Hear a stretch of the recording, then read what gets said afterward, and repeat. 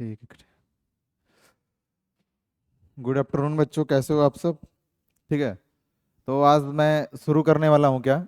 जैसे आप लोग देख पा रहे हैं पीपीटी पे लिखा हुआ है। आज हम लोग क्या शुरू करेंगे। आज हम लोग शुरू करने वाले class 11th chemistry chapter 1, some basic concepts of chemistry. इसमें हम लोग पूरा डिस्कस करेंगे जितने भी ये मतलब चैप्टर्स हैं 11th के जो भी आपके हैं। ठीक है। Basic concepts of chemistry, structure of atom, thermodynamics, equilibrium. ठीक है। और उसमें ऑर्गेनिक केमिस्ट्री भी है, रेडॉक्स रिएक्शन, ढेर सारी चीज़ें हैं। ठीक है। तो सब हम लोग डिस्कस करेंगे, लेकिन आज जो पहला टॉपिक मैं पढ़ाने जा रहा हूँ वो बहुत ज़्यादा ज़रूरी है। मतलब आप जब 10th से 11th में आते हो तो बिल्कुल केमिस्ट्री चेंज ही हो जाता है, बिल्कुल मतलब अलग दिखने लगता है। अलग अलग दो दो बुक पढ़ना आप शुरू कर देते हो तो आपको लगता है कि क्या ये क्या हो रहा है। ठीक है। इतने ज़्यादा चेंजेस कैसे हो गए।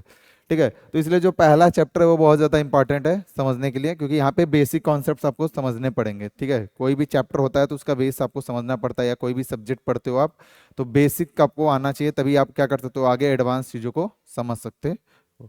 तो वही चीज़ें हैं। तो आज मैं लाया हूँ आपके लिए क्या, कॉन्सेप्ट्स ऑफ केमिस्ट्री। ठीक है।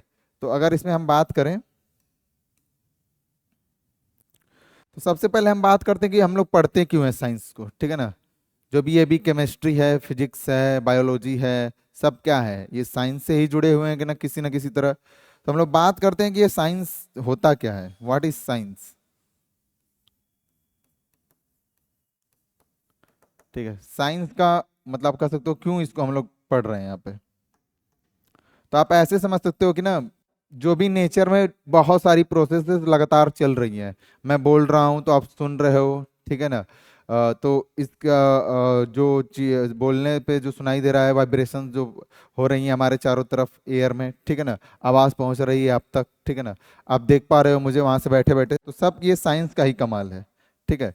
और उसके बाद हम लोग देख पा रहे हैं चीज़ों को जैसे हैं वैसे। ठीक है ना। हमारा ब्रेन उनको क्या कर रहा है, हमारे ब्रेन में क्या होते हैं, न्यूरॉन्स होते हैं। उनसे सिग्नल्स पहुंच पाते हैं एक जगह से दूसरी जगह बहुत तेजी से। जैसे ही चीज़ें देखते हैं तुरंत इंटरप्रेट हो पाती है, हम लोग समझ जाते हैं क्या हो रहा है। ठीक है। हम लोग खाना खाते हैं तो प्रोसेस होता है हमारे शरीर के अंदर, उससे एनर्जी रिलीज होता है। तो सब चीज़ें कहीं ना कहीं जितनी भी नेचर में प्रोसेस हो रही हैं वो किससे रिलेटेड है, साइंस से रिलेटेड है। तो साइंस आप समझ सकते हो एक क्या है, ये आप समझ सकते हो सिस्टमेटिक एंड ऑर्गेनाइज्ड नॉलेज है। Systematic and organised knowledge.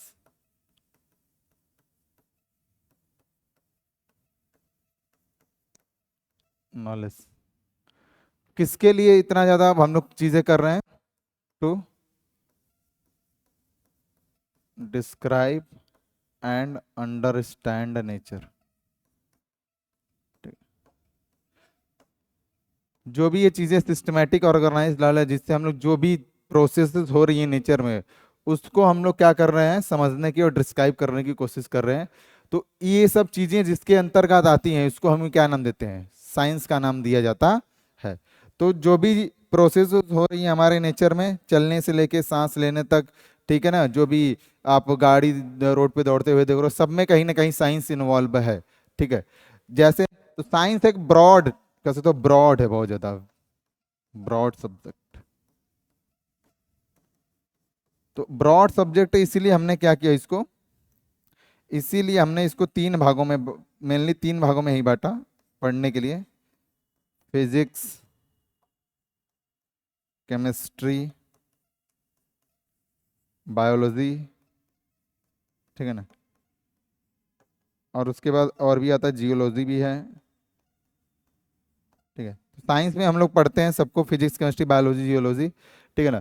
तो यहाँ पे हम लोग लेके चल क्या रहे हैं, यहाँ पे हम लोग चल रहे हैं किसको लेके, केमिस्ट्री को। यहाँ पे हम लोग डिस्कस करना चाहते हैं किसके बारे में, केमिस्ट्री। फिजिक्स में आप देखते ही हो स्टडी ऑफ नेचर एंड जो भी चीज़ें वहाँ पे हो रही हैं बहुत सारे।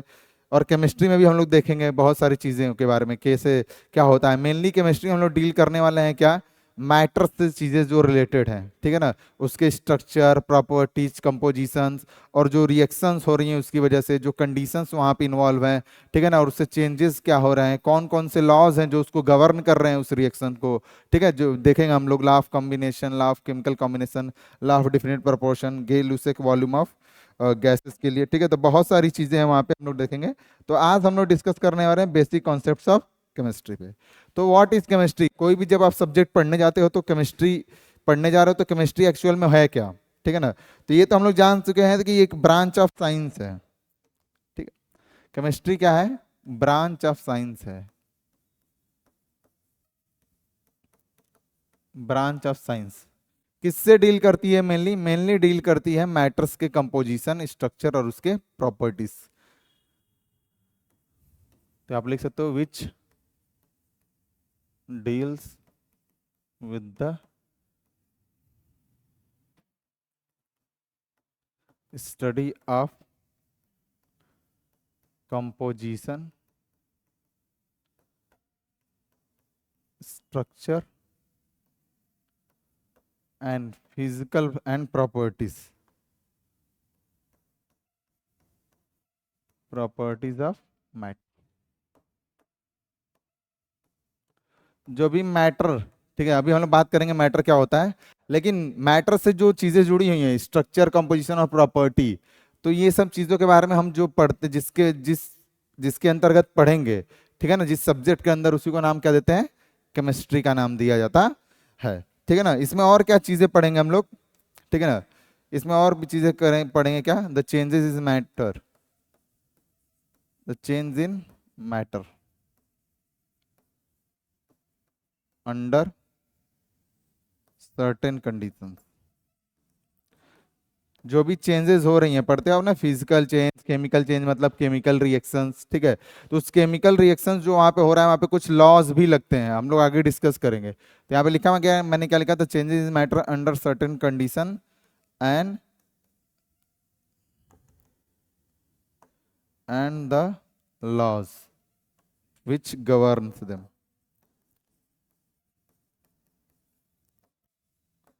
ठीक है। तो जो भी मैटर है, उसका स्ट्रक्चर क्या है, कंपोजिशन क्या है, प्रॉपर्टीज क्या है, उस मैटर में चेंजेस क्या हो रही हैं, कुछ सर्टेन अगर कंडीशंस लगा दे रहे हैं तो, और जो चेंजेस हो रही हैं वो चेंजेस किसी नियम के हिसाब से हो रही हैं क्या, ठीक है। तो वो सब चीज़ों के बारे में जिस सब्जेक्ट में हम पढ़ते हैं वो क्या कहलाता है, एक तरह से आप समझ सकते हो वो ब्रांच ऑफ साइंस क्या कहलाती है, केमिस्ट्री कहलाती है, ठीक है। तो केमिस्ट्री बहुत ही मतलब एक ब्रॉड सब्जेक्ट है, बहुत सारी चीज़ें आप इसमें आप सीखोगे, ठीक है ना। केमिस्ट्री हमारे लाइफ को बहुत ज़्यादा ईजी भी बनाता है, ठीक है ना, लग्जरियस भी बना रहा है आजकल तो, ठीक है।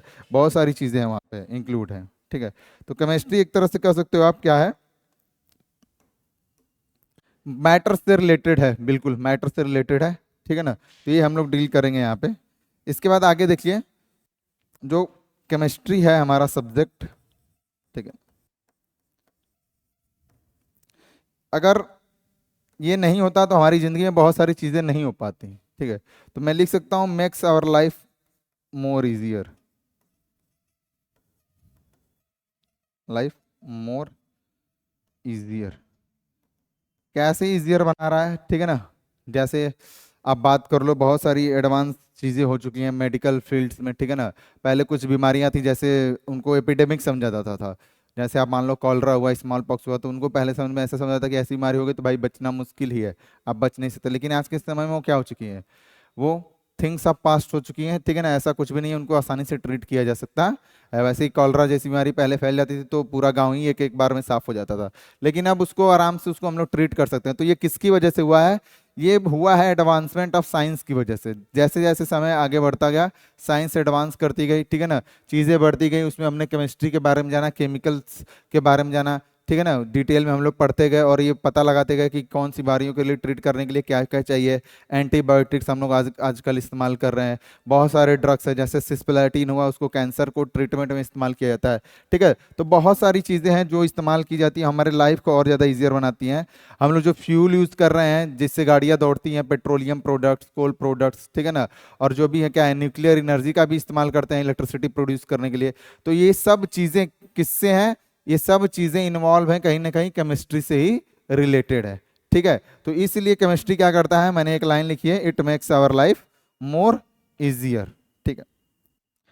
अब बात करते हैं इंपॉर्टेंस ऑफ इसको and scope of chemistry. Chemistry का क्या क्या इंपॉर्टेंस है, आप ऐसे समझ लो, एप्लीकेशंस क्या क्या है, एप्लीकेशंस क्या क्या है, हम लोग अगर समझना चाहें एप्लीकेशंस। अब मेनली मैं बात करूंगा किसके बारे में, एप्लीकेशन, एप्लीकेशंस ऑफ केमिस्ट्री।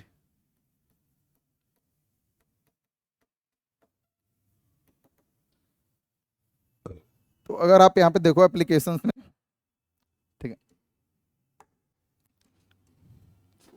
तो पहला एप्लीकेशन तो यही है ना, ऐसे ड्रग्स में आप समझ सकते हो, जो भी medicine, in the field of medicine and sanitation, in the field of medicine and sanitation, मतलब साफ सफाई आप बोल सकते हो। सबसे इजी एग्जांपल यही है, ठीक है ना। अगर फील्ड ऑफ मेडिसिन की बात करें तो बहुत सारी चीज एग्जांपल मैं आपको दे सकता हूँ। देखिए एग्जांपल, जैसे दो दवाइयाँ होती हैं, अभी मैंने नाम ली सिस्प्लेटिन और होता है टैक्सोल। ये जो दोनों दवाइयाँ हैं, इसको इस्तेमाल करते हैं किसमें, इन ट्रीटमेंट ऑफ कैंसर।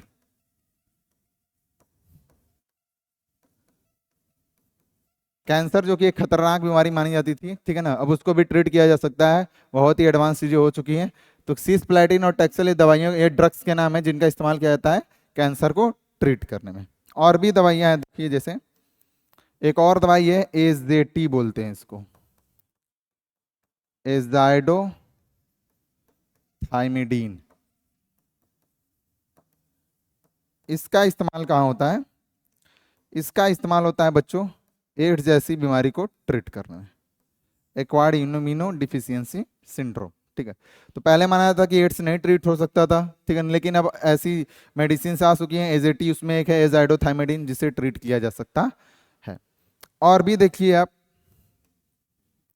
जैसे हम बात करते हैं किसके बारे में, एनेस्थेटिक्स के बारे में, ठीक है, एनेस्थेटिक्स, एनेस्थेटिक्स, एनेस्थेटिक जो ड्रग का इस्तेमाल होता है किसमें, ड्यूरिंग ऑपरेशन, ताकि पेशेंट को बेहोश किया जा सके, ड्यूरिंग ऑपरेशन, ठीक है, ताकि अगर पेशेंट को ऑपरेट करना है, कोई उसको बीमारी है, ऑपरेट करना है, उसको बेहोश करना है, तो वहां पे एनेस्थेटिक ड्रग्स का इस्तेमाल किया जा सकता है, आसानी से आप लोग कर सकते हैं। दूसरा बात, तीसरी हुई एंटीबायोटिक्स,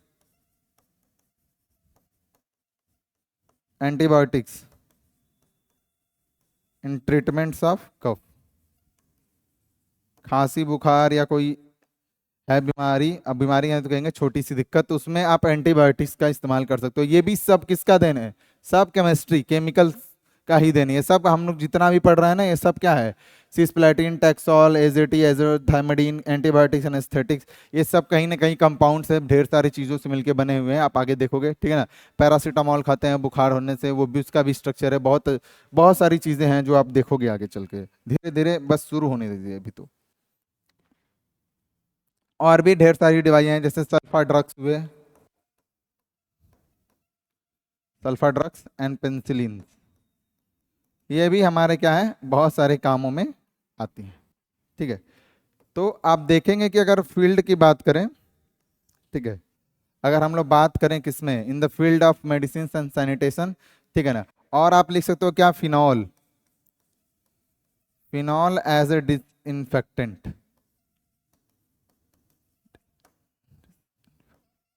डिसइंफेक्टेंट, फिनॉल का इस्तेमाल हम लोग एज ए डिसइंफेक्टेंट करते हैं टू किल जर्म्स, ठीक है, लाते हो घर में ना फिनॉल, ठीक है, kill germs in toilets and bathroom. Mainly हम फिनॉल का यूज करते हैं जो जर्म्स प्रेजेंट होते हैं टॉयलेट्स और बाथरूम में, उनको किल करने के लिए, ठीक है। तो ये देख रहे हो, ये सब यूजेस कहाँ कहाँ पे हो रही हैं हमारे, इन the field of medicine and sanitary. तो ये पहला एप्लीकेशन हो गया किसका, केमिस्ट्री का। और आगे डिस्कस करें, देखिए, ठीक है, जैसे दूसरा आते हैं, जैसे जैसे हमारा जनसंख्या बढ़ रहा है, वैसे वैसे सप्लाई ऑफ फूड भी क्या कर रहा है, बढ़ रहा है, मतलब और ज़्यादा हमें डिफरेंट टाइप्स ऑफ फूड्स की ज़रूरत पड़ रही है ताकि लोगों को प्रोवाइड किया जा सके, ठीक है। तो उस केस में हमको ज़्यादा पैदावार चाहिए, ज़्यादा क्रॉप्स चाहिए, तो उसके लिए हम क्या यूज़ करते हैं, आप यूज़ करते हो क्या, आप यूज़ करते हो वहाँ पे क्या, फर्टिलाइजर्स, क्या यूज़ करते हो, फर्टिलाइजर्स, फर्टिलाइजर्स आप यूज़ करते हो। अगर वहाँ पे इंसेक्ट्स हैं तो उनके मारने के लिए क्या यूज़ करते हो, इंसेक्टिसाइड्स, क्या यूज करते हो? इंसेक्टिसाइड्स। आप यूज करते हो वहां पे क्या बोल सकते हैं, पेस्टिसाइड्स भी यूज करते हो आप। ठीक है। तो हार्मफुल चीजें जो हार्मफुल कर सकते हो, इंसेक्ट्स और पेट्स हैं, पेस्ट हैं जो हमारे खेतों को क्या करती हैं, नुकसान पहुंचाती हैं, फसल को डैमेज करती हैं, उनको मारने के लिए हम इंसेक्टिसाइड, पेस्टिसाइड और फंगिसाइड्स का इस्तेमाल किया जाता है। और फर्टिलाइजर्स का भी इस्तेमाल करते हैं ताकि पैदावार को बढ़ाया जा सके, फंगिसाइड्स। ठीक है ना। फंगिसाइड्स में आप लिख सकते हो एग्जाम्पल, शायद सोडियम नाइट्रेट करके है, ऐसे होते हैं, यूरिया। ठीक है, यूरिया भी लिख सकते हो। ठीक है। तो ये सप्लाई ऑफ फूड में मतलब यहाँ पे भी केमिकल्स का इस्तेमाल हो रहा है। कहीं ना कहीं ये चीज भी किससे इंपॉर्टेंस रखती है, हमारे केमिस्ट्री से इंपॉर्टेंस रख रही है। आगे चलते हैं, देखिए जो सीएफसी गैसेस होती हैं, CFC gases from refrigerators.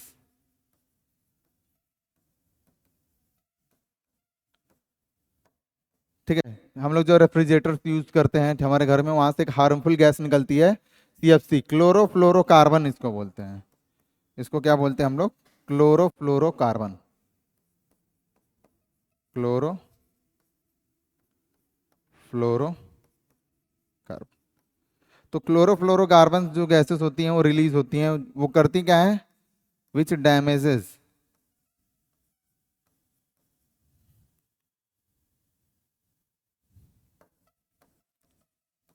Which damages our ozone layer.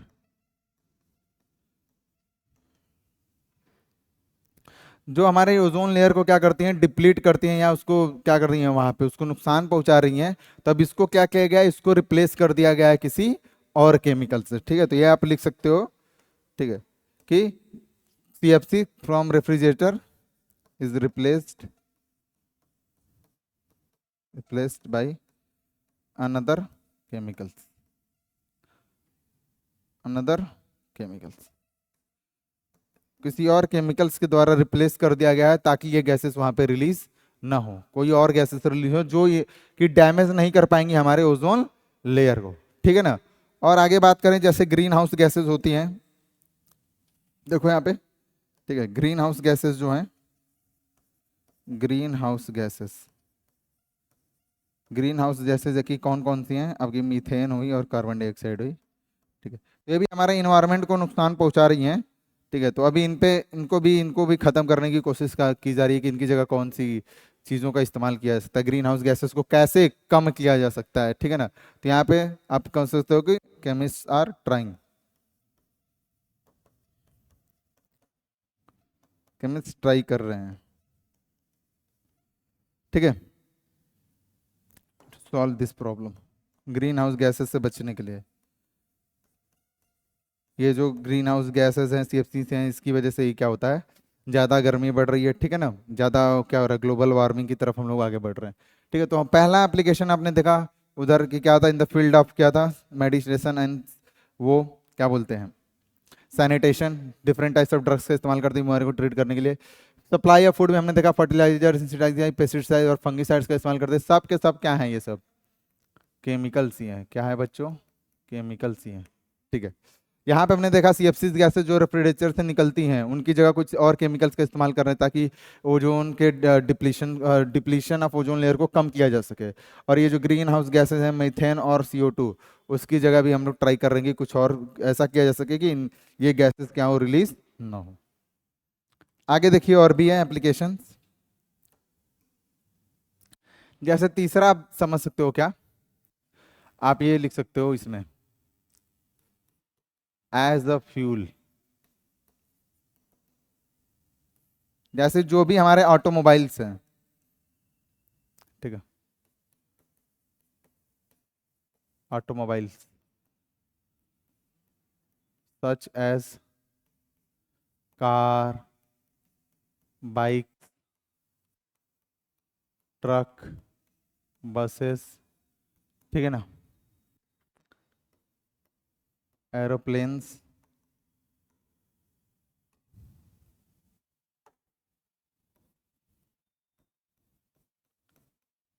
Aeroplanes हुए, हेलीकॉप्टर्स हुए। ठीक है, ये सब फ्यूल इस्तेमाल करते हैं। All runs on fuel, on fuel, like petroleum products. ठीक है, पेट्रोलियम प्रोडक्ट्स जैसे कि पेट्रोल और डीजल, पेट्रोल और डीजल, ये सब जो चीज़ें हैं वो पेट्रोलियम प्रोडक्ट्स पेट्रोल और डीजल पे रन करती हैं। तो ये पेट्रोल और डीजल यहाँ पे क्या है, ये तो केमिकल प्रोडक्ट्स ही हैं, केमिकल प्रोडक्ट्स ही है ना, तो ये भी रिलेटेड है किससे, केमिस्ट्री से, ये केमिकल प्रोडक्ट्स। ठीक है ना, पेट्रोलियम को हम लोग दोबारा रिफाइनिंग ऑफ पेट्रोलियम आपने पढ़ा होगा, उससे हम लोग अलग अलग चीज़ें बनाते हैं, पेट्रोल, डीजल, कोलतार, कोल, कहीं ना कहीं सबका इस्तेमाल है, कोयला इंडस्ट्री में जो है, ठीक है ना, अलग अलग चीज़ों बनाने में इस्तेमाल किया जाता है। ठीक है, तो यहाँ पे जो पेट्रोलियम प्रोडक्ट्स है, पेट्रोल और डीजल, उसका ऑटोमोबाइल्स में इस्तेमाल होता है ताकि वो रन कर सके रोड्स पे। और कुछ जो केमिस्ट्री ने हम लोग को हाई कर सकते हो, कुछ डिफरेंट टाइप्स ऑफ फ्यूल दिए हुए हैं। ठीक है ना, जैसे लिक्विड हाइड्रोजन हुआ, वो इस्तेमाल होता है रॉकेट्स में। ठीक है ना, ताकि हम लोग स्पेस को क्या कर सकें, एक्सप्लोर कर सकें। ठीक है ना, वहाँ पे जो भी चीज़ें करनी है वहाँ हम जाके कर सकें, वहाँ पे अलग अलग प्लैनेट्स पे जा सकें। ठीक है ना, और देखिए चौथा डिस्कस करते हैं, न्यूक्लियर एनर्जी।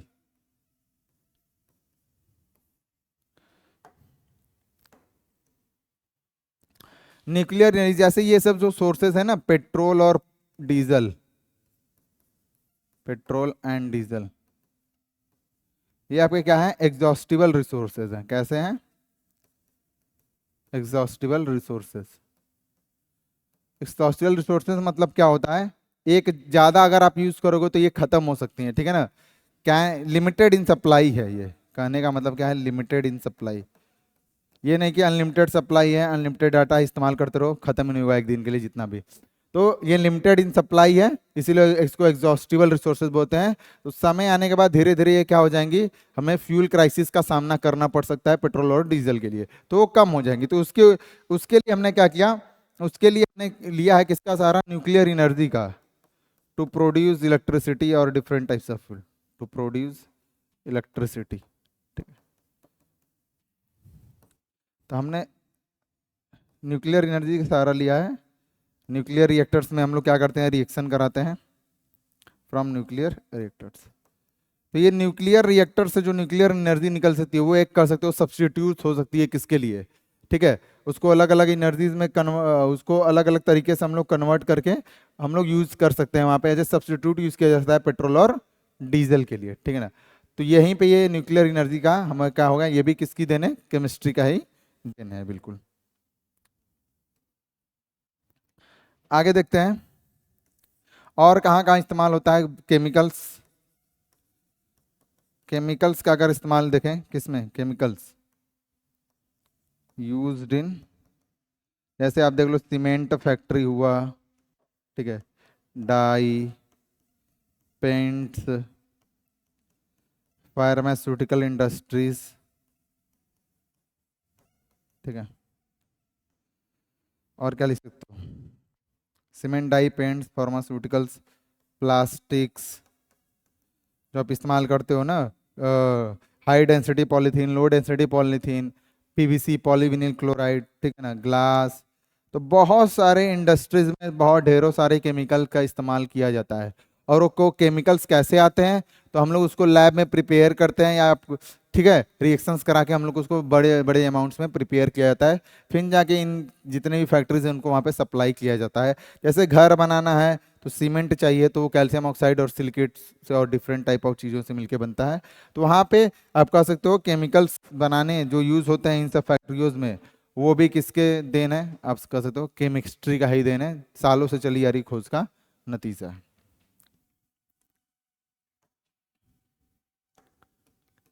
ठीक है, और ये हो गया। ठीक है, 5 हमने यूजेस पढ़ लिए, देखिए यहाँ पे पहला था यहाँ पे in the field of medicine and sanitation, दूसरा है supply of food, fertiliser, insecticide, pesticide, fungicide, CFC gases, ठीक है, रेफ्रिजरेटर से, ये कह सकते हो से टू सेव इन्वायरमेंट, यहाँ पे लिख सकते हो to save our environment, to save our environment, अपना इन्वायरमेंट बचाने के लिए, ठीक है ना। तो हम लोग यहाँ पे चाहते हैं कि जो ग्रीन हाउस गैसेस हैं उनका लिबरेशन कम हो, और चाहते हैं कि यहाँ पे सीएफसीज जो गैसेस हैं वो भी क्या हो जाए, कम हो जाए, ताकि ओजोन लेयर का डिप्लीशन कम हो जाए। लेकिन अगर ऐसा नहीं होगा तो बहुत सारी हम लोग को क्या हो सकती है, खतरनाक बीमारियां हो सकती हैं, क्योंकि जो रेडिएशन होता है, यूवी रेडिएशन, वो आ जाएंगी हमारे पास, ठीक है ना, अगर ओजोन लेयर का डिप्लीशन होगा तो। और उससे बहुत सारी ढेर सारी स्किन कैंसर टाइप्स की बीमारियां हो सकती हैं। फिर हमने पढ़ा कि न्यूक्लियर एनर्जी भी एक स्रोत होता है, सब्स्टिट्यूट हो सकता है किसके, पेट्रोलियम प्रोडक्ट्स के जगह पे, ठीक है। और उसके बाद केमिकल्स जो होते हैं, डिफरेंट केमिकल्स इस्तेमाल किए जाते हैं pharmaceutical, plastics, glass, cement, dye, इन सब इंडस्ट्रीज में। और देखिए और क्या होगा, देखो और है तुम्हारा क्या, to make our life more luxurious, life more luxurious, ठीक है। कैसे हमारे लाइफ को और ज्यादा लग्जरियस बना रहा है केमिस्ट्री, तो बहुत सारे एग्जांपल्स है। पहला आप लिख सकते हो सिंथेटिक फाइबर्स, जो कपड़े पहनते हैं हम लोग ढेर सारे चमकदार, जिस टाइप के चाहिए, सिल्क हुआ, ऊल हुआ, ठीक है, ये सब चीजें, ठीक है, सिल्क हुआ, सिंथेटिक फाइबर्स हुए, डिफरेंट टाइप्स ऑफ आपके कह सकते हो कपड़े के मटेरियल्स हुए, ठीक है। तो कहीं ना कहीं वो सिंथेटिकली प्रिपेयर किए जाते हैं, तो वहाँ भी कहीं ना कहीं केमिस्ट्री का इस्तेमाल किया जाता है। तो ये सब चीजें हैं, हमारे लाइफ को मोर लग्जरियस बनाता है, ठीक है। और ऑप्टिकल फाइबर्स यहाँ पे भी इस्तेमाल होता है, ठीक है। जो आप ये फोन देखते हो तो उसमें लिखा रहता है ओलेड डिस्प्ले, ठीक है ना, ओलेड डिस्प्ले लिखा रहता है, या ऐसे लिखा होता है एमोलेड डिस्प्ले लिखा होता है, ठीक है। तो ओलेड डिस्प्ले लिख जाते हैं, ओ का मतलब होता है ऑर्गेनोमेटेलिक्स, ठीक है। ऑर्गेनोमेटेलिक्स हम लोग जब, अच्छा ये यहाँ पे तो नहीं है इस चैप्टर में, आप लोग पढ़ते हो बाद में, बाद में क्या पढ़ोगे, मतलब बहुत ही बाद में पढ़ोगे ऑर्गेनोमेटेलिक्स, ठीक है। तो वहाँ पे कुछ होते हैं कहते तो वहाँ पे डिस्प्ले, वो क्या करते हैं, इस्तेमाल किया जाता है ऑर्गेनोमेटेलिक्स रिएजेंट्स का, कह सकते हो ऑर्गेनोमेटेलिक कंपाउंड्स का बोलो, अच्छे से पता है, ऑर्गेनोमेटेलिक कंपाउंड्स का बोलो, तो इस्तेमाल किया जाता है ओलेड डिस्प्ले बनाने में, जो फोन्स में आते हैं, ठीक है। ऑप्टिकल फाइबर में भी इसका इस्तेमाल किया जाता है, ठीक है। तो ये सब सारी चीज़ें हैं। आप बोल सकते हो सेमी कंडक्टर्स बनाने में भी इस्तेमाल होता है, बहुत सारे ऐसे, ठीक है, सेमी कंडक्टर्स बनाने में भी इस्तेमाल किया जाता है। जो हमारे different types of elements present है उनमें से कुछ का इस्तेमाल तो किया ही जाता है सेमी कंडक्टर्स बनाने में, ठीक है। तो ये थी, हमने क्या डिस्कस किया, ये हमने डिस्कस किया क्या, इम्पॉर्टेंस ऑफ, या कह सकते हो स्कोप ऑफ केमिस्ट्री, क्या क्या स्कोप हो सकते हैं, बहुत सारे स्कोप है, बहुत एडवांस रिसर्च चल रही है ऑर्गेनोमेटिक्स में यहाँ पे, और सेमीकंडक्टर्स बनाने में, ठीक है। सेमीकंडक्टर का इस्तेमाल तो बहुत सारे होता है बनाने में, ठीक है। तो यहाँ पे हम लोग क्या करेंगे, जैसे और एक चीज है, जैसे अब बात कर लो एज ए,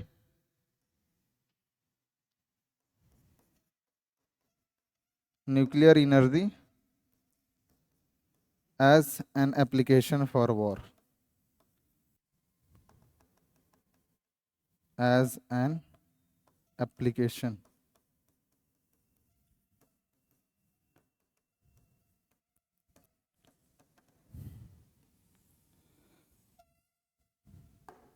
जो भी आपके एटॉमिक बॉम्ब्स हैं, ठीक है, या कहते तो हाइड्रोजन बॉम्ब्स हैं, ठीक है, आजकल के ज़माने में एटॉमिक बॉम्ब्स हो गए, हाइड्रोजन बॉम्ब हो गए, ठीक है। तो ये सब देशों के पास कहीं ना कहीं होते हैं, ताकि वो खुद की सुरक्षा भी कर सकें और दूसरे देश इस पे क्या करते हैं, आक्रमण भी ना कर सकते। तो वो किसकी वजह से हुआ है, वो भी न्यूक्लियर एनर्जी, या कर सकते हो कॉन्सेप्ट पे बेसिस है किसके, न्यूक्लियर एनर्जी के, ठीक है। तो एटॉमिक बॉम्ब, हाइड्रोजन बॉम्ब, ये सब क्या करते हैं हम लोग, इन एप्लीकेशन ऑफ वॉर होगा, वाटर नहीं होगा, इन एप्लीकेशन ऑफ क्या होगा, वॉर, ठीक है। तो जब भी अगर कोई युद्ध होता है तो तो इसमें इस्तेमाल किया जा सकता है, ठीक है ना। करना नहीं चाहिए वैसे, एटॉमिक बम और हाइड्रोजन बम खतरनाक बम्स हैं, ठीक है। पहले इस्तेमाल किया जाता था, जैसे मस्टर्ड गैस हुआ, ये सब पॉइजनस गैस है, मस्टर्ड गैस, ठीक है ना, फॉस्जीन गैस, ये सब पॉइजनस गैस है, ये दोनों क्या है, पॉइजनस गैस है। तो ये सब किसका देन है, केमिस्ट्री का, केमिकल्स, ये सब केमिकल्स ही हैं, मस्टर्ड गैस, फॉस्जीन गैस, ये सब केमिकल्स ही हैं, ठीक है ना। तो अगर कोई इसको क्या करता है, ब्रीथ कर लेता है, तो उसकी जान को खतरा हो सकता है। उसके बाद आपके जो बॉम्ब्स होते हैं, जैसे ये हो गया, क्या बोलते हैं आप उसको, टीएनटी, टीएनटी हो गया, डायनामाइट हो गया, ठीक है, ये सब केमिकल्स ही हैं जिसका इस्तेमाल किया जाता है वॉर्स में, ठीक है। तो ये वॉर तो अच्छी चीज़ नहीं है, लेकिन ठीक है, अपने आप को सुरक्षित रहना है, आपको अपने देश को रखना है उस तरीके से, तो काम आएगा यहाँ पे हाइड्रोजन बॉम्ब्स और एटॉमिक बॉम्ब्स, ठीक है बच्चों। तो उसके बाद हमने ये सारी एप्लीकेशंस देख लिए। केमिस्ट्री अगर हम लोग देखें तो यहाँ पे दोनों चीज़ है केमिस्ट्री। केमिस्ट्री हमारे लिए कह सकते हो एज अ ब्लेसिंग भी है, ठीक है, एंड एज ए कर्स भी है, ठीक है। ब्लेसिंग इसलिए है कि बहुत सारी बीमारियों को इलाज करने में, हमारे लाइफ को और इजियर करने में, लग्जीरियस कराने में मदद करता है। और कर्स इसलिए है कि अगर कहीं पे देखा आपने वॉर होता है, तो एटॉमिक बॉम्ब, हाइड्रोजन बॉम्ब्स, वो गैसेस हैं, बॉम्ब्स हैं, ठीक है, तो इससे बहुत ज़्यादा क्या हो सकता है, लोगों को खतरा हो सकता है भविष्य में आगे चल के, ठीक है। तो यहाँ पे हम लोग देखें तो ये डिपेंड करता है, क्या depends on the user, depends on the user, मतलब हम लोगों पे डिपेंड कर रहा है कि हम लोग केमिस्ट्री का इस्तेमाल या जो भी इससे चीज़ें हैं कैसे इस्तेमाल करना चाहते हैं। हम लोग यूज़र हैं, जैसे मूवीज़ में सुपर हीरो होता है ना, तो उसके पास कुछ पावर होती है, तो वो डिसाइड करता है, आयरन मैन, स्पाइडरमैन या सुपरमैन, की हाँ एक्चुअल में इस पावर का मुझे इस्तेमाल कैसे करना है, लोगों की भलाई के लिए करना है या मुझे विलन बनना है, ठीक है ना, जोकर की तरह, और क्या कह सकते हो, बहुत सारे विलन्स की तरह, जोकर की तरह और अल्ट्रॉन्स की तरह, ठीक है। तो ये डिपेंड करता है यूजर पे कि एक्चुअल में हम लोग कैसे इसका इस्तेमाल करना चाहते हैं, केमिस्ट्री का एज ए ब्लेसिंग करना चाहते हैं या इसका एज ए कर्स इस्तेमाल करना चाहते हैं, गलत तरीके से इस्तेमाल करना चाहते हैं या अच्छे तरीके से। एक बैलेंस होना चाहिए, ठीक है ना, balance between good and bad, between good and bad, एक बैलेंस लेके चलना पड़ेगा हम लोग को, ठीक है ना। जैसे आप लोग क्या करते हो, केमिकल्स का जो इस्तेमाल कर रहे हो, फर्टिलाइजर्स का, पेस्टिसाइड, फंगिसाइड्स, वो कहीं ना कहीं है जानवरों को भी नुकसान करती हैं, ठीक है ना। जो डीडीटी हुआ, पहले इस्तेमाल करते थे डाइक्लोरो डाइफेनाइल ट्राइक्लोरो इथेन, ठीक है ना, उन सब का इस्तेमाल किया जाता था मारने के लिए, ठीक है ना, पेस्टिसाइड्स और पेस्टिसाइड, पेट्स और इंसेक्ट्स को मारने के लिए। तो उसका उससे तो पेस्ट और इंसेक्ट्स मर जाते थे, लेकिन वो पक्षियों के लिए क्या था, बहुत ज़्यादा हानिकारक था। तो वो भी केमिकल ही है, तो कहीं ना कहीं उसका अच्छा इस्तेमाल भी है और बुरा भी। तो वैसे भी जो वैसे ही ये सब चीज़ें हैं, तो उनके बीच एक बैलेंस लेके चलना पड़ेगा हम लोगों को। अच्छे और जो ब्लेसिंग है और ये जो कर्स है, इनके बीच एक बैलेंस होना चाहिए। कब क्या करना है वो हम लोग को समझ के करना चाहिए। तो ये पूरा था importance of scope and chemistry, ठीक है ना। तो ये बस एक छोटा सा इंट्रोडक्शन था आपके लिए। अब आगे चलते हैं और आगे डिस्कस करेंगे किसके बारे में, देखिए आगे हम लोग डिस्कस करने वाले हैं, जैसे मैंने शुरू में ही बताया था कि केमिस्ट्री क्या होता है, study of composition, structure and properties of matter. तो हम लोग देखने वाले हैं कि मैटर क्या होता है, ठीक है। तो जितनी भी चीजें हमारे चारों तरफ हैं, जिनको हम लोग क्या कर सकते हैं, अपने 5 सेंसेस द्वारा फील कर सकते हैं, किसी एक सेंसेस में से यूज करके, ठीक है, और वो स्पेस ऑक्यूपाई करता है और उसका मास होता है, उसको हम लोग क्या बोलते हैं, मैटर। तो आप लिखोगे क्या,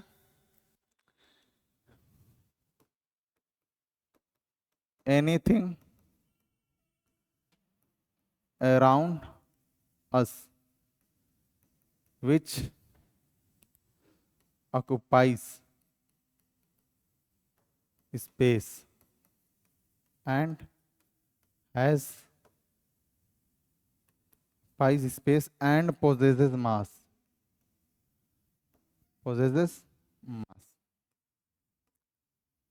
and its presence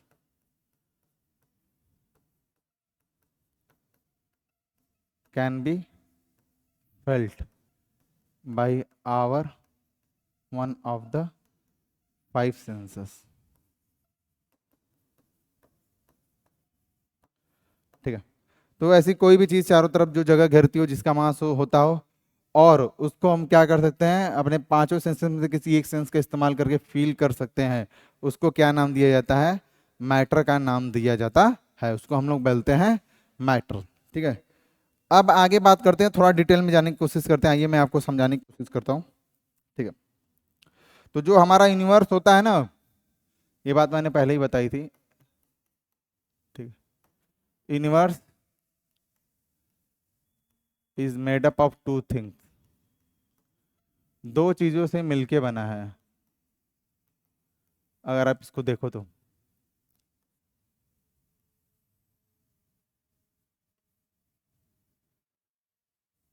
दो चीजों से मिलके बना है।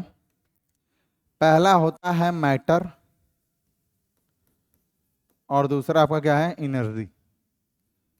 इन दोनों चीजों से मिलकर क्या बना है, मैटर बना हुआ है। ठीक है, एनर्जी को तो बाद में डिस्कस करेंगे, हम लोग को पढ़ना है मैटर के बारे में पहले चैप्टर में। मैटर को हम लोग फर्दर क्लासिफाई करते हैं, देखो किस में। ठीक है, ऐसे कर देता हूं मैं। ठीक है, मैटर, तो इसको थोड़ा बीच में लाते हैं।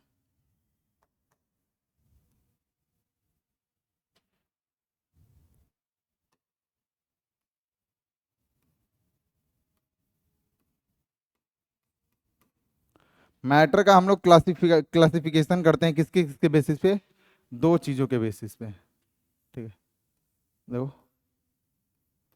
पहला होता है फिजिकल क्लासिफिकेशन, फिजिकल क्लासिफिकेशन।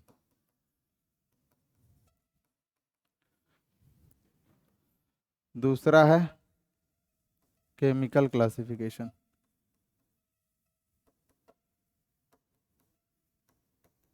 ठीक है, बात करें फिजिकल क्लासिफिकेशन, तो उसमें तीन चीजें आ जाती हैं जो हम लोग को पढ़ना है। सॉलिड, क्या पढ़ेंगे, पहला हम लोग पढ़ेंगे सॉलिड, दूसरा हम लोग पढ़ेंगे लिक्विड, और तीसरा हम लोग पढ़ेंगे गैस। सॉलिड, लिक्विड और गैस, ये फिजिकल क्लासिफिकेशन है मैटर का, on the basis of normal condition, जैसे कि टेम्परेचर और प्रेशर के आधार पर इसको बांटा गया है।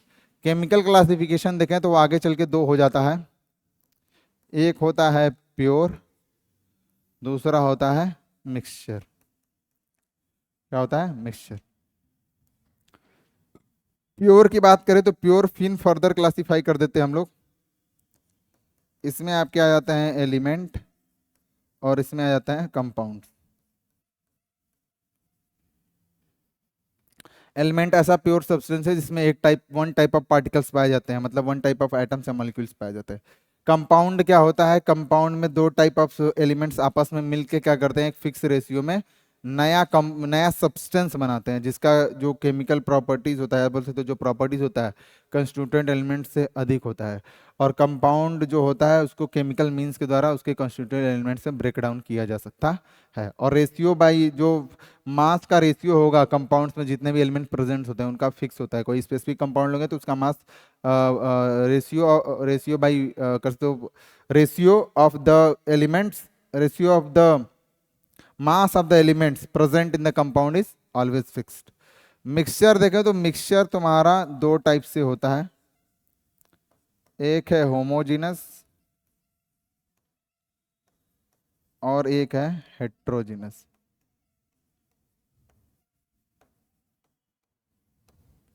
मिक्सचर दो सब्सटेंस को आपस में मिक्स कर देते हैं किसी भी प्रोपोर्शन में, कोई फिक्स नहीं है, उसको मिक्सचर बोला जाता है। होमोजीनस में यूनिफॉर्म कंपोजिशन होता है, हेट्रोजीनस में नॉन यूनिफॉर्म कंपोजिशन होता है। मैं लिख दूंगा अभी। ठीक है, तो छोटा सा मैं लिख देता हूँ यहाँ पे, देखो ये यूनिफॉर्म कंपोजिशन वाला है कंपोजिशन, ये तुम्हारा non uniform, non uniform.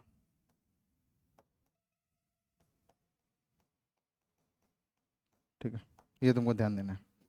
Elements को हम लोग दोबारा फर्दर तीन भागों में डिवाइड कर देंगे। तीन भाग कौन से होंगे, देखो मेटल्स, नॉन मेटल्स और मेटलाइट्स।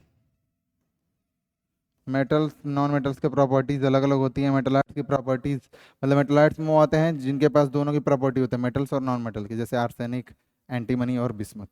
कंपाउंड्स को फर्दर डिवाइड करते हैं दो भागों में, एक होता है ऑर्गेनिक और दूसरा होता है इनऑर्गेनिक। ठीक है, तो ऑर्गेनिक कंपाउंड्स में मेनली कार्बन होता है, उसके साथ हाइड्रोजन, ऑक्सीजन, सल्फर, नाइट्रोजन और हेलोजन्स होते हैं। इनऑर्गेनिक में कोई भी दो एलिमेंट्स हो सकते हैं, दो से अधिक भी हो सकते हैं, किसमें जितने भी एलिमेंट्स हैं हमारे पास कितने हैं, 118।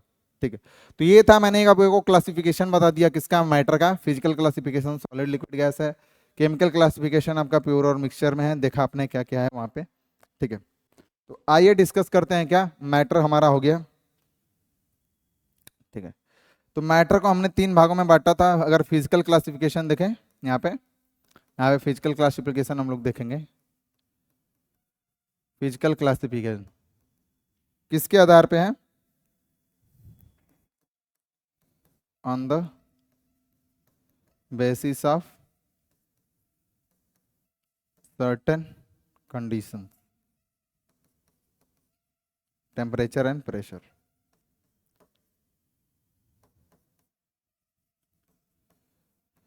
Normal certain normal condition, temperature और प्रेशर के हिसाब पे अगर मैटर का फिजिकल क्लासिफिकेशन करें तो तीन होते हैं। कितने हैं, तीन। कौन कौन से हैं, पहला है आपका सॉलिड,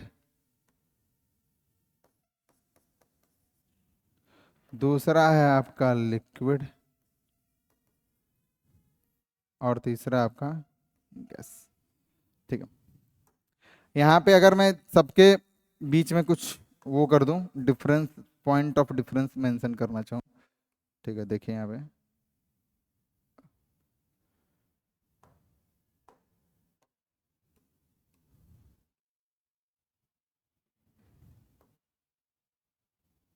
ठीक है,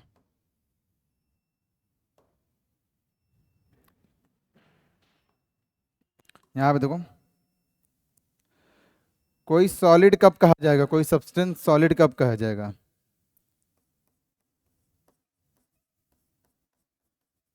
ए substance is said to be solid if it has definite shape and volume। कोई सब्सटेंस को सॉलिड तब कहेंगे जब उसके पास डेफिनेट शेप और डेफिनेट वॉल्यूम हो, तब उसको सॉलिड कहा जाएगा। एग्जाम्पल आप लोग लिखना चाहो तो क्या एग्जाम्पल लिख सकते हो, क्या जैसे टेबल हुआ, वुड हुआ। ठीक है, तो इसको हम लोग बोलेंगे सॉलिड। अब यहीं पे बात बताने ने कि सॉलिड के जो पार्टिकल्स होते हैं बहुत ज़्यादा टाइटली पैक्ड होते हैं, एक ऑर्डर्ड में, एक कह सकते हो एक सर्टेन ऑर्डर में पार्टिकल्स आपके पाए जाएंगे सॉलिड्स में। ठीक है ना, और उसमें क्या होता है, वो बहुत ज़्यादा फ्रीली मूव नहीं कर पाते हैं, बस वाइब्रेट करते हैं अपने मीन पोजीशन पे। ठीक है, लिक्विड में क्या होता है, देखो, a substance is said to be liquid, said to be liquid if it has only definite volume। Liquid उसको कहेंगे सब्सटेंस को जिसके पास केवल क्या होता है, डेफिनेट वॉल्यूम होता है, डेफिनेट शेप ओप नहीं होता है। It takes up the shape of vessel, shape of vessel. ठीक है, थोड़ा सा मैं छोटा कर देता हूँ, देखो। ठीक है, ठीक है, it takes up the shape of vessel. ठीक है, in which it is kept. तो जिस बर्तन में लिखा जाता है उसी का वो आकार क्या करता है, लिक्विड ले लेता है। जैसे बर्तन में रखो, बड़े बर्तन में, छोटे बर्तन में, बॉटल में, जिसमें भी रखोगे रख दो। अब हम आते बात करते हैं किसके बारे में, गैस क्या होता है। ए substance is said to be gas it has if if it has neither definite shape nor volume। किसी सब्सटेंस को गैस तब कहेंगे जब उसके पास ना डिफिनिट शेप हो ना डिफिनिट वॉल्यूम हो, ठीक है ना। जिस बर्तन में रखोगे उस बर्तन का पूरा जगह ये क्या करता है, ऑक्यूपाई कर लेता है। एग्जाम्पल की बात करें तो एग्जाम्पल बहुत सारा है, O2 गैस हुआ, N2 गैस हुआ, CO2 गैस हुआ। लिक्विड में एग्जाम्पल सब अगर आप देखना चाहें तो यहाँ पे एग्जाम्पल्स लिख सकते हैं, देखो जैसे वाटर हुआ, हनी हुआ, ऑयल हुआ, ठीक है। और सॉलिड का तो मैंने एग्जांपल लिखा हुआ है। यहाँ पे पार्टिकल्स थोड़े दूर दूर होते हैं, ठीक है ना, वाइब्रेट करते हैं। गैस में तो बहुत ही ज़्यादा दूर दूर होते हैं, कोई इंटरमॉलिक्यूलर फोर्स होता ही नहीं है पार्टिकल्स के बीच। यहाँ पे होता है इंटरमॉलिक्यूलर फोर्स, और सबसे ज़्यादा इंटरमॉलिक्यूलर फोर्स यहाँ पे होता है। इंटरमॉलिक्यूलर स्पेस की बात करें तो यहाँ पे बिल्कुल नहीं होता है, यहाँ पे थोड़ा सा इंटरमॉलिक्यूलर स्पेस होता है, और यहाँ पे तो बहुत ही ज़्यादा होता है। तो ये था physical classification of matter, solid, liquid और गैस, ठीक है। अब आगे पढ़ेंगे, देखिए ये था क्लासिफिकेशन, ठीक है। तो ये मैंने क्लासिफिकेशन ऑफ मैटर आपको बता ही दिया, ठीक है। क्या क्या बताया है मैंने, देखो एक हो गया फिजिकल, दूसरा हो गया केमिकल। केमिकल को फर्दर दो भागों में डिवाइड करते हैं हम लोग, क्या क्या, प्योर, मिक्सचर। फिजिकल में तो तीन था, हमने देख लिया, सॉलिड, लिक्विड, गैस। मिक्सचर को भाई हम दो भागों में फर्दर डिवाइड करते हैं, आपने देखा, होमोजीनस और एक होता है हेट्रोजीनस। होमोजीनस और हेट्रोजीनस। प्योर को मैंने डिवाइड किया दो भागों में, एलिमेंट, कंपाउंड, ठीक। तो एलिमेंट में तीन चीजें आ गई, मेटल्स, नॉन मेटल्स, और यहाँ पे क्या है, मेटलाइट्स। कंपाउंड में भी दो आ गए, ऑर्गेनिक, इनऑर्गेनिक, ठीक है। तो फिजिकल क्लासिफिकेशन में देख लिया सॉलिड, लिक्विड, गैस क्या होते हैं। अब हम लोग को देखना है कि प्योर क्या होता है, मिक्सचर क्या होता है, होमोजीनस क्या है, हेट्रोजीनस क्या है, एलिमेंट्स, एलिमेंट्स किसको बोलते हैं, मेटल्स, नॉन मेटल, इनका प्रॉपर्टी क्या होता है, मेटलाइट्स क्या होते हैं, कंपाउंड किससे कहते हैं, ऑर्गेनिक और इनऑर्गेनिक कंपाउंड्स क्या होते हैं। तो आइए चलते हैं आगे, ठीक है। एलिमेंट्स के बारे में पढ़ते हैं, एलिमेंट्स क्या होते हैं। पहली बात ये किसमें प्योर है, तो मैं लिख देता हूँ pure,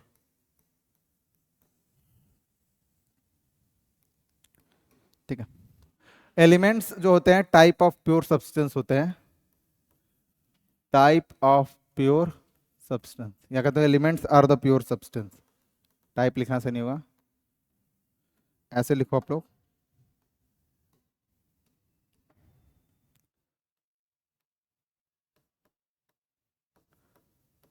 elements are the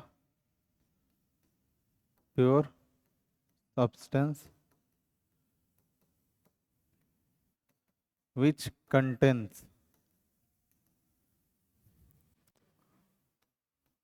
only one type of particles,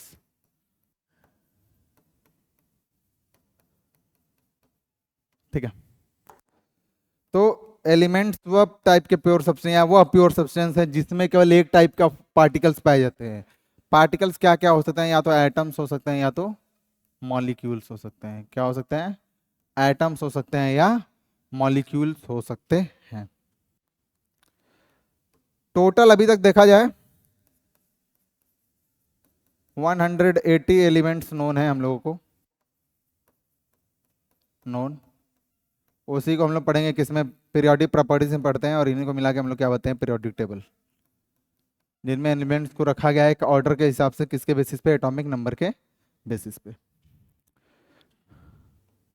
बात करें 118 में से 92 जो होते हैं वो नेचुरली ऑकरिंग होते हैं, naturally occurring in earth crust.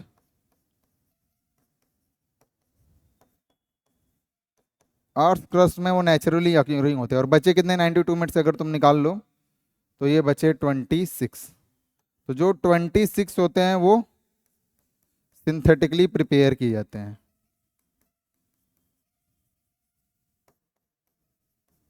या कह सकते हो मैनमेड है, आर्टिफिशियल।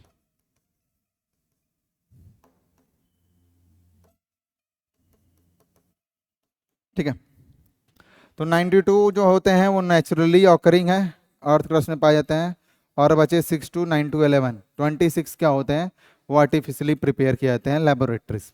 ठीक है, तो ये हमारा है क्या, एलिमेंट्स के बारे में हमने जानकारी ले ली, जो कि एक टाइप का प्योर सब्सटेंस है और जो केवल एक टाइप के पार्टिकल्स को ही कंटेन करता है, या चाहे तो एटम्स हो या तो मॉलिक्यूल्स। ठीक, अब आइए आगे देखते हैं क्या। हाँ, ठीक है, फिनिश करते हैं।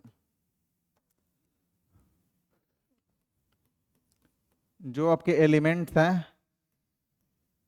उनको बांटा गया था, 3 भागों में बांटा गया था, मेटल्स, नॉन मेटल्स, और लास्ट में क्या था, मेटलाइट्स। क्या थे, मेटलाइट्स, मेटल्स, नॉन मेटल्स और मेटलाइट्स।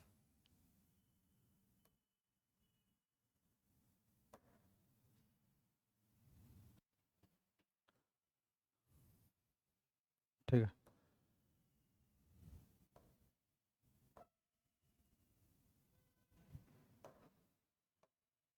ठीक, देखो यहाँ पे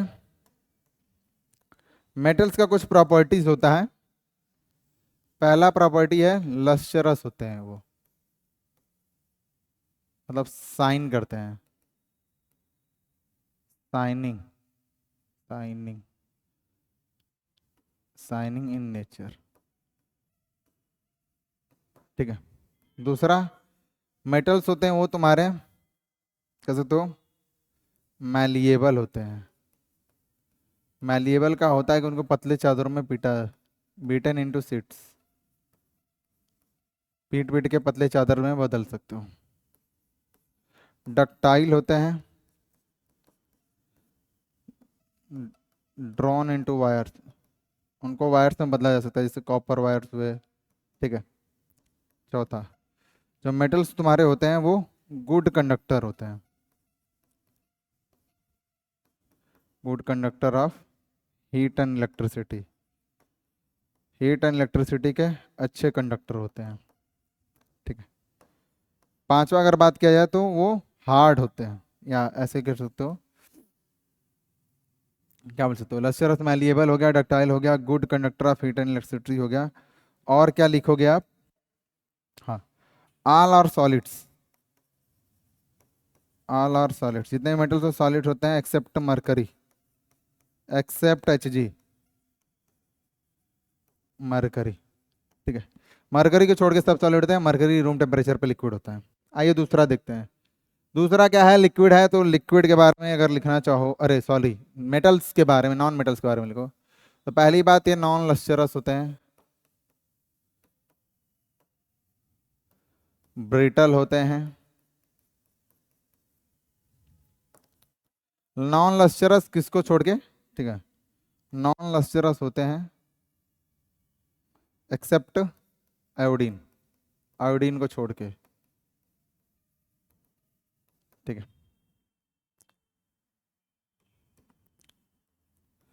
नॉन लस्चरस होते हैं poor conductor, poor conductor of heat and electricity,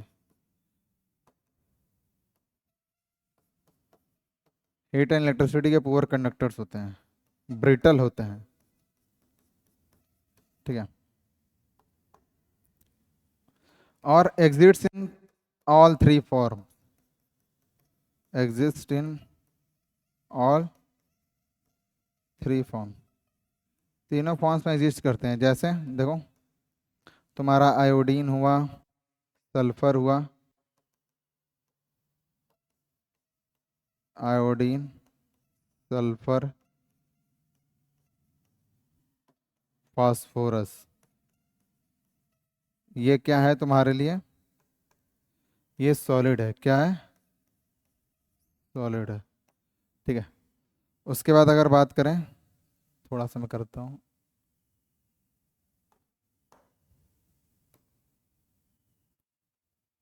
थोड़ा सा, ठीक, सॉलिड होते हैं। दूसरा बात करें ब्रोमीन, ब्रोमीन तुम्हारा लिक्विड होता है। ठीक है। और सी, जो भी तुम्हारे H2 हुआ, N2 हुआ, O2, वो सब क्या होते हैं? गैस होता है। तो तीनों फॉर्म में नॉन मेटल्स एग्जिस्ट कर सकते हैं, सॉलिड, लिक्विड और गैस में। आते हैं मेटेलाइट्स के बारे में डिस्कस करते हैं। तो मेटेलाइट्स वो होते हैं having properties of both metals and non-metals, having properties of both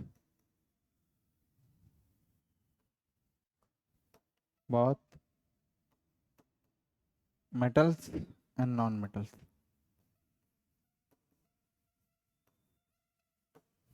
ठीक है। तो मेटेलाइट्स वो होते हैं जिनके पास दोनों की प्रॉपर्टी होती है, मेटल्स और नॉन मेटल्स की।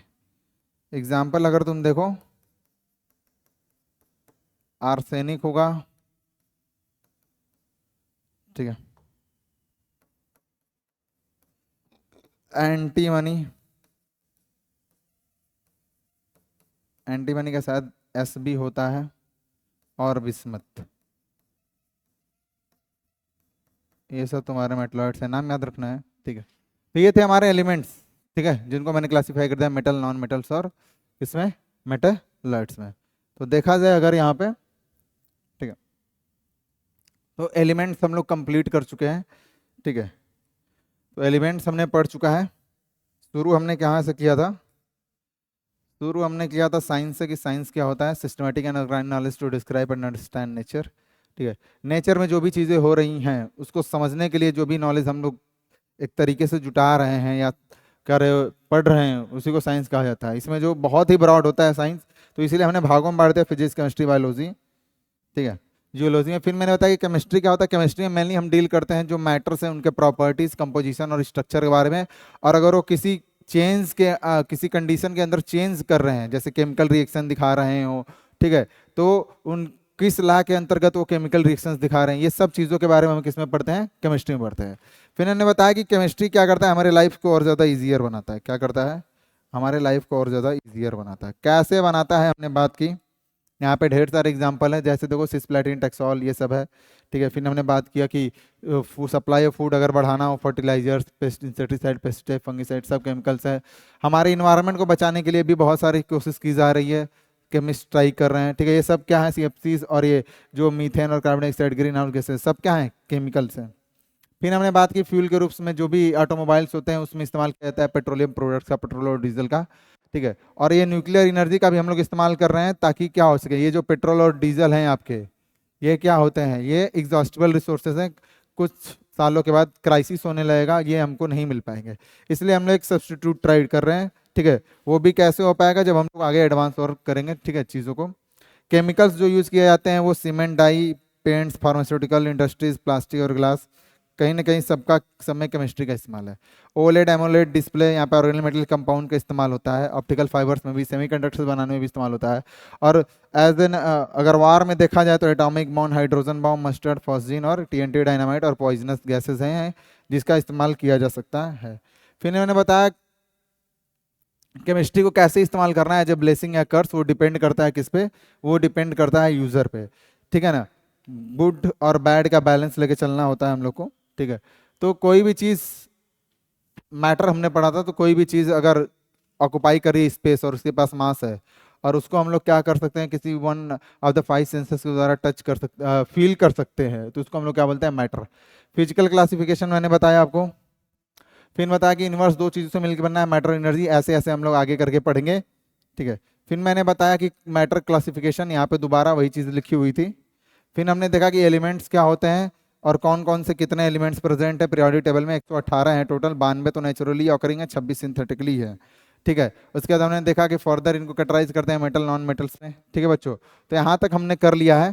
ठीक है ना, अभी तो बहुत सारी चीज़ें आपको बतानी है, जैसे देखिए बहुत सारी चीज़ें बतानी है। आगे हम लोग कंपाउंड ये सब डिस्कस करने वाले, कंपाउंड्स हुआ, मिक्सचर्स हुए, डिफरेंसेस हुए, ठीक है ना, एटम्स एंड मॉलिक्यूल्स, ये सब हम लोग डिस्कस करेंगे। ठीक है, तो ऐसे ही आप देखते रहिए वीडियोस को। ठीक है ना, तब तक के लिए मैं क्या करता हूँ, आपसे विदा लेता हूँ। ठीक है, तो बाय बाय गाइस, यहीं तक ख़त्म करते हैं।